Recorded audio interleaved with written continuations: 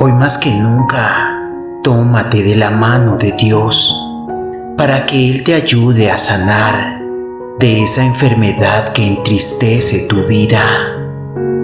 Te ayude con ese problema que te atormenta desde hace un tiempo y no te permite estar en paz.